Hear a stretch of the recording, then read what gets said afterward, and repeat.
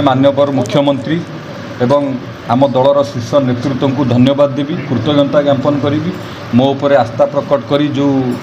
गुरु दायित्व देइचंती शिल्प एवं दक्षता विकास और वैषयिक शिक्षार जो दायित्व विभाग देइचंती ताकू सुचारू रूपे तुलेबा पई प्रयास करी। ओडिशावासी जो आशा और विश्वास अच्छी भरोसा अच्छी ताकू सुचारू रूपे तुलेबी एवं आपण जानिथिबे आमर प्रिय प्रधानमंत्री नरेंद्र मोदी जी जो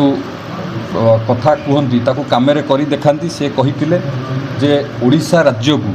एक नंबर रे परिणत करिवे एवं मते जो विभाग मिली से देखिले जो स्पष्ट जानी होची पारादीप की से जो कहिथिले गेटवे ऑफ इंडिया हबो, पूर्व भारतर प्रवेश पथ हबो पारादीप, ताकू लक्ष्य करी विभिन्न प्रकार शिल्प पारादीप रे गढ़ी उठुची एवं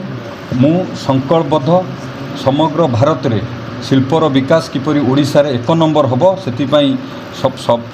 समग्र चेष्टा करी एवं भारत वर्ष रे ओडिया युवक माने किबळी दक्षता होई स्किल हेई खाली ओडिशा रे नुह समग्र भारत रे ओडिया युवक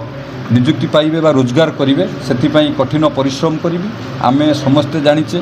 आज सारा भारत वर्षर लोक आसी ओडिशा रे काम करुचंती, ओडिशा रे आम पारादीप रे काम करुचंती। एई स्किल अभाव कारणरू आज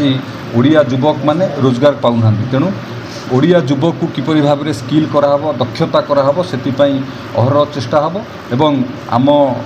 जो दुईटी विभाग मते मिली शिल्प आउ स्किल से ओडिया लोकंकर आशा और विश्वास जो अच्छी ताकू किभली भाव में आमे पूरण करूँ सेथिपाई अहर चेष्टा करूँ एवं ओडिशा को एक नंबर राज्य रे परिणत करने शिल्प रे समग्र भारत वर्ष रे आमे संकल्पबद्ध। कौन कहे गोटे गोटे विधायक पर मंत्री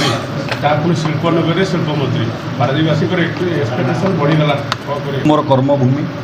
पारादीपर लोक मैंने मत आशीर्वाद कर पारादीपर लोक मैंने मत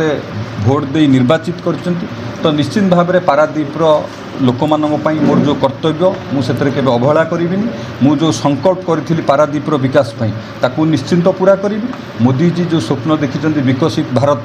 से विकसित भारत रे समग्र ओडिशा को एक नंबर करी विकसित ओडिशा करी किभली से विकसित भारत रे स्थान पाइबो एवं पारादीपर सबु वर्गर लोकंकर उन्नति सबु क्षेत्र रे उन्नति करी पारादीप की गोटे विकसित पारादीप करी विकसित ओडिशा रे आमे शामिल करिवु। मु सेति संकल्पबद्ध निश्चित भाव में पारादीपर विकास हबो ये मोर संकल्पबद्ध।